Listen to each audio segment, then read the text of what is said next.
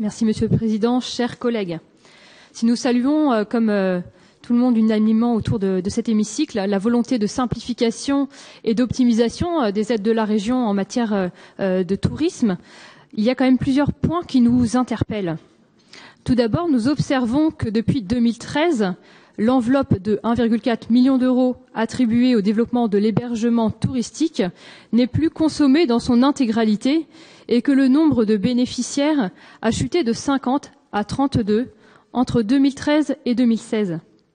C'est ainsi près de 250 000 euros qui n'ont pas été consommés en 2016. Mais le point qui nous inquiète le plus est qu'il existe une forte disparité entre les départements dans la mobilisation de ces aides.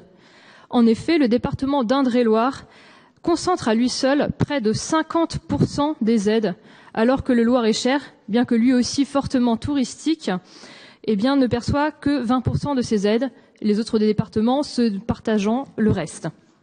Cela nous enseigne que ce dispositif ne parvient aucunement à rééquilibrer l'offre d'hébergement touristique entre les territoires. C'est pourtant normalement la volonté affichée de ce dispositif. Il ne fait en réalité que renforcer les disparités existantes. Je vous ai à plusieurs reprises alerté sur le déficit d'hébergement haut de gamme, notamment des hôtels 4 étoiles en Loir-et-Cher. Par rapport à l'Indre-et-Loire, je vous redonne les chiffres, 7 hôtels 4 étoiles dans le Loir-et-Cher pour 27 en Indre-et-Loire, ça doit vraiment nous préoccuper. Ce défi à relever est essentiel, j'insiste là-dessus, pour le Loir-et-Cher, c'est vraiment fondamental, car le manque d'hébergement haut de gamme a un impact économique très fort sur le département.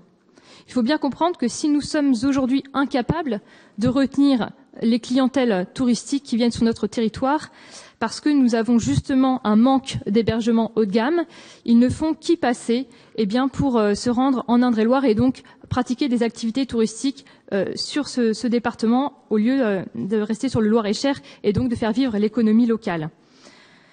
C'est donc tous nos sites touristiques qui sont pénalisés par ce manque d'hébergement haut de gamme.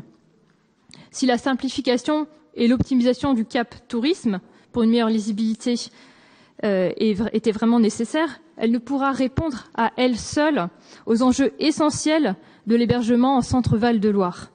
Il faut aller plus loin et prendre des initiatives, aller chercher des investisseurs et leur proposer des biens immobiliers à la vente sur notre territoire pour une transformation en hôtel haut de gamme. Il y a plusieurs biens, je regarde régulièrement, qui paraissent et avec un vrai potentiel de développement en hôtellerie. C'est dommage quand on a un beau patrimoine comme le nôtre de ne pas l'exploiter dans ce sens. La région ne doit pas se contenter de distribuer les aides en fonction d'axes stratégiques, bien sûr nécessaires, mais elle doit prendre vraiment à bras le corps les enjeux touristiques qui sont les nôtres et cette question de l'hébergement haut de gamme doit vraiment vous interpeller, j'insiste. Merci.